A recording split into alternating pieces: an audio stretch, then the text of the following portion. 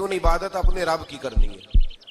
اور فرمایا رب تمہارا وہ ہے جس نے تمہارے لیے زمین کو فرش بنایا ہے, آسمان کو چھت بنایا ہے, اور آسمان سے پانی برسا کے تو زمین سے پھل اگائے ہیں, رزق لکم, وہ بھی تیرے کھانے کے لیے اگائے ہیں. وہ جو آسمان سے بارش برسا کے زمین سے سبز اور پھل اگائے ہیں تو وہ بھی تیرے لیے. جب سارا کچھ تیرے لیے بنایا تو بھی تو عبادت کرنا اپنے رب کی, پھر کسی کو اس کا شریک نہ ٹھہرا. ایک چیلنج بھی کیا قرآن مجید نے اس رکوع کے اندر. کہا کرتے تھے مکے کے لوگ کہ آپ قرآن مجید کی آیتیں نبی کریم علیہ السلام سے کہا کرتے تھے کہ معاذ اللہ آپ خود بناتے ہیں, بنا کے لاتے ہیں. تو اللہ کریم نے فرمایا وَإِن كُنتُمْ فِي رَيْبٍ مِّمَّا نَزَّلْنَا عَلَىٰ عَبْدِنَا فَأْتُوا بِسُورَةٍ مِّن مِّثْلِهِ, اگر تمہیں شک ہو نا اس میں جو ہم نے بندہ خاص پہ نازل کیا ہے تو تم بھی اس جیسی ایک صورت بنا کے لاؤ. پڑھے لکھے تو تم بھی ہو نا, مکے میں تم بھی رہتے ہو, تو ایک صورت بنا کے لاؤ. قرآن مجید ہم سے چھینا گیا ہے سازش کے تحت, اس لیے کہ جس قوم کو قرآن آ جاتا ہے نا پھر کوئی کافر اس کا مقابلہ نہیں کر سکتا. دیکھیں نا اگر کافروں کے پاس جواب ہوتا قرآن پاک کا تو بدر اور احد میں نا کوئی آیت بنا کے لاتے قرآن کے مقابلے کی, تلواریں لے کے نہ آتے. ان کے پاس جواب ہی نہیں تھا, اور قیامت تک کسی کافر کے پاس قرآن مجید کا کوئی جواب, قرآن کا کوئی جواب, قسم اللہ کی جواب کوئی نہیں قرآن کا, اس کا کوئی جواب نہیں. کیا بات ہے قرآن پاک. وہ ایک دفعہ مسلمہ کذاب بے ایمان کہنے لگا میں نے بنا لیا ہے قرآن پاک کا جواب. معاذ اللہ, جواب کیا بنایا؟ وہ سورت ہے نا القاریۃ ملقاریہ, وما ادراک ملقاریہ, کھڑکھڑانے والی. کیا ہے کھڑکھڑانے والی؟ تمہیں کیا پتا کیا ہے کھڑکھڑی؟ قیامت کا ذکر ہے. کہنے لگا میں نے اس جیسی صورت بنا لیا. تو کیا بنایا؟ الفیل ملفیل, وما ادراک ملفیل. کہنے لگا ہاتھی, تمہیں کیا پتا کیا ہاتھی, تم کیا جانو کیا ہاتھی. تو پاس جو اس کے اپنے بیٹھے تھے نا چیلے, وہ کہنے لگے چپ کر جا, سارے زمانے کو پتا ہے ہاتھی کیا ہوتا ہے. تو پاگل ہے, اس کے دو کان ہوتے ہیں, ایک سونڈ ہوتی ہے, چار اس کے پیر ہوتے ہیں. بیوقوف آدمی, قرآن کا مقابلہ کرنا ہے تو کچھ چج کے ساتھ کر, پاگلوں کی طرح مقابلہ کرے گا, جوتے کھائے گا بھی, ہمیں بھی پڑھوائے گا. تو قرآن مجید کا کوئی مقابلہ کر سکا؟ تو اس آیہ مبارکہ میں اللہ نے کافروں کو یہ کہا اگر مقابلہ نہیں کر سکتے تو پھر اللہ سے ڈرو, ورنہ دوزخ میں ڈالے جاؤ گے. وہ جس کا ایندھن آدمی اور پتھر ہے, اور بنائی بھی کافروں کے لیے گئی ہے. اعدت للکافرین, جہنم کس کے لیے بنائی گئی ہے؟ کافروں اور منافقوں کے لیے. مسلمانوں کے لیے بنائی گئی. مسلمان مرضی سے چھلانگے لگائیں تو ان کی موج ہے, ورنہ ان کے لیے جہنم, ان کے لیے اللہ نے جنت بنائی ہے.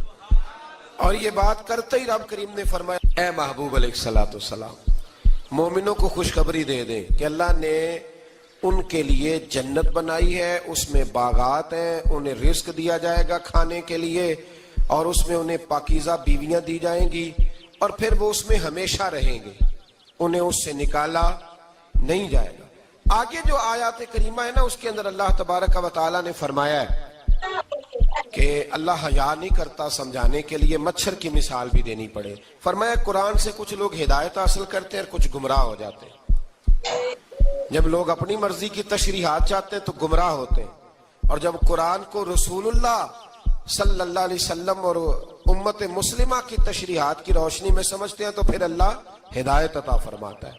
پھر اللہ تبارک و تعالیٰ نے آگے ارشاد فرمایا حضرت آدم کی پیدائش کا واقعہ. کچھ مفسرین نے لکھا اللہ نے مشورہ کیا تھا فرشتوں سے, وَإِذْ قَالَ رَبُّكَ لِلْمَلَائِكَةِ إِنِّي جَاعِلٌ فِي الْأَرْضِ خَلِيفَةً.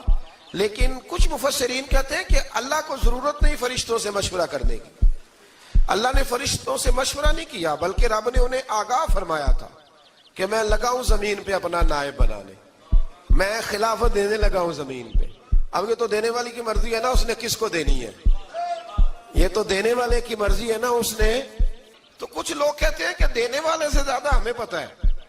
تو فرشتوں کو بھی یہ اجتہادی خطا ہو گئی, کہنے لگے یا اللہ اسے نہ بنانا, یہ فساد کرے گا, یہ خون ریزیاں کرے گا. تو اللہ نے فرمایا جو میں جانتا ہوں وہ تم.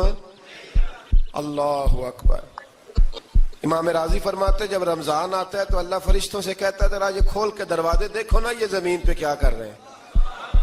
تم تو کہتے تھے فساد کریں گے اور یہ سارے تراویاں پڑھ رہے ہیں. تم تو گویا کہتے تھے فساد کریں گے، اور یہ تو دیکھو گویا رمضان کے روزے رکھ رہے، یہ تو میری یاد میں نکلے ہوئے۔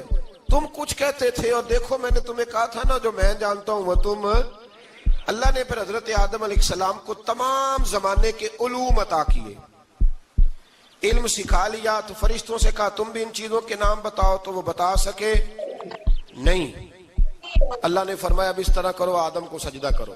سب نے سجدہ کیا سوائے، وہ کہنے لگا یا اللہ صرف تجھے ہی کرنا ہے، کرنا بھی صرف اللہ کو چاہیے، پر رب کے آگے بھی جھکنا چاہیے، اور جس کے سامنے رب جھکائے نا وہاں بھی۔ اور یہ جو عاجزی ہے نا، یہ جو جھکنا ہے، یہ علم کے آگے ہے۔ ہماری مصیبت یہ ہے کہ ہم علم کے آگے بھی گردن جھکانے کو تیار نہیں ہوتے، وہاں بھی ہم خود عالم فاضل بن جاتے۔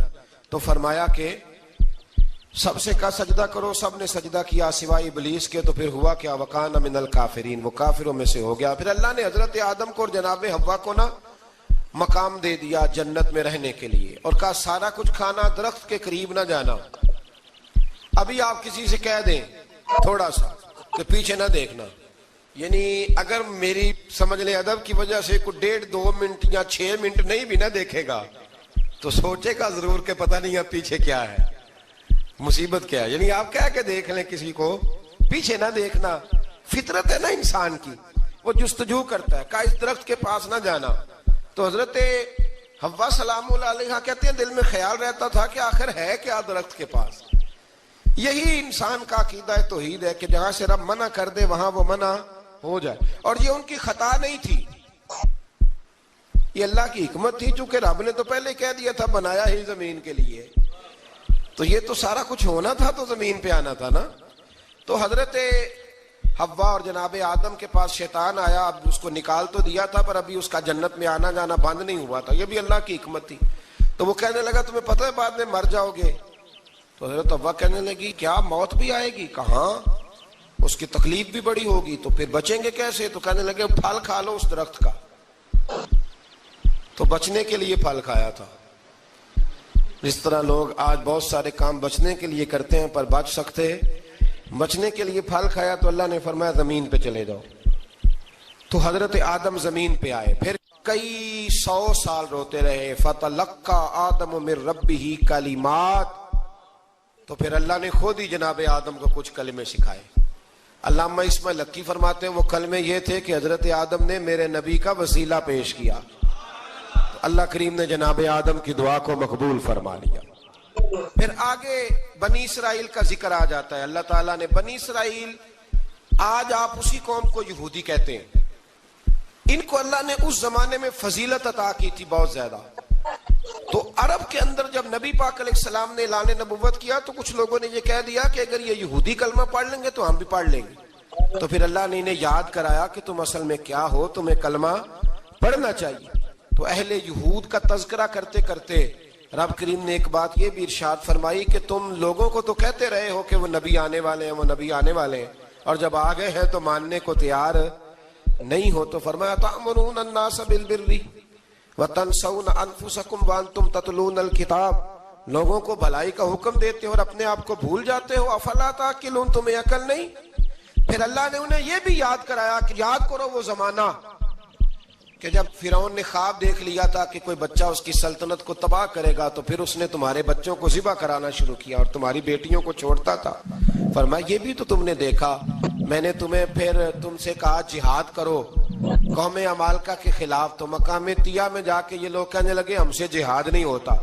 اللہ نے انہیں ایک میدان میں قید کر دیا۔ بڑی دلچسپ بات، قید تو لوگ ہوتے ہیں نا چار دیواری میں، تو اللہ نے بنی اسرائیل والوں کو جب انہوں نے کہا جہاد نہیں کریں گے تو اللہ نے میدان میں قید کر دیا۔ میدان میں، یہ یاد رکھیں، جب انسان اللہ کی نافرمانی کرتا ہے تو اسے ایسی قید ملتی ہے جس کا اس نے تصور بھی نہیں کیا ہوتا۔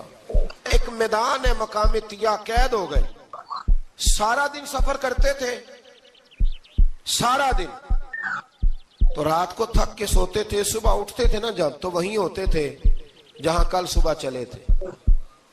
تو رب جب کسی کو قیدی بناتا ہے تو اسے زنجیروں کی، سلاخوں کی ضرورت، دعا فرمائے اللہ تبارک و تعالی غموں سے نجات عطا فرمائے، یہ دعا فرمائے۔ ایسی قید دیتا ہے کہ جس سے پھر چھٹکارا ہو سکتا تو بنی اسرائیل کا بہت زیادہ